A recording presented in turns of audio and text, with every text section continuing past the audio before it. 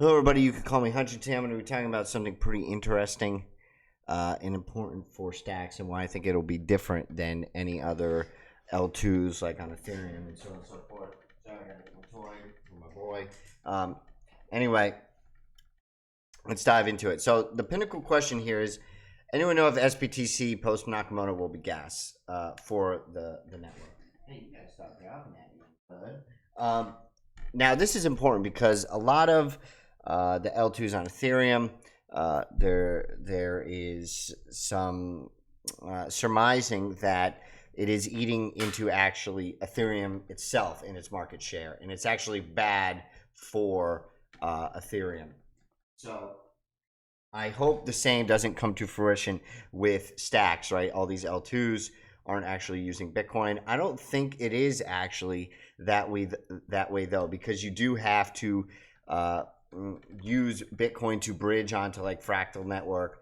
SBTC will be Pinnacle, right? So you can peg in and peg out with Bitcoin, because using stacks right now really doesn't effectively create demand for Bitcoin, other than when you stake stacks, you get Bitcoin. So that is a good way to create demand, like some other L2s like Arbitrum, and Optimism and Matic, right? If you stake those, I don't believe you get ETH. I'm not an expert in those. Maybe you do, but I believe you get the native token instead, which doesn't make a lot of sense for me, right? Another thing I want to talk about before I go on to all those other things is Zest Protocol is now integrating with Stacks and another Bitcoin L2. So I think that's positive that Stacks is so malleable or adaptive in a certain sense. I don't know all the ins and outs of this, about the programming and all of this.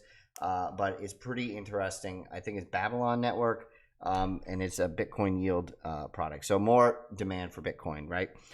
So like I said, all these things, which is important to note now, like if you look at these market caps of Polygon, 1.6 billion, Arbitrum, 1.6 billion, Optimism, 1.5 billion. Stacks is now firmly above at 2 billion. Now, it's not really fair to compare because there's multiple of those, and Bitcoin is obviously a bigger market, so this should be like double, or more, because Bitcoin is double the size of ETH or whatever it is. I'm not sure the exact ratio, but you can tell we're in this downward sloping wedge. I do think we hit what do you call it, a higher low here in this $1.37 area, right? The low back here was $1.23. So if we did hit a higher low, I surmise that we may be going back up. Sorry for saying surmise twice in this video. So I think that's bullish. I'm going to continue to stack, staying alive, right? Bitcoin DeFi, I do think it's going to come back. I don't care how low Bitcoin goes. I'm going to buy. And that's it. I also wanted to say a little bit about inflation, just so everybody can, get on the same page. I'm going to post this video on Twitter later. I made a video about inflation. I think it's absolutely out of control.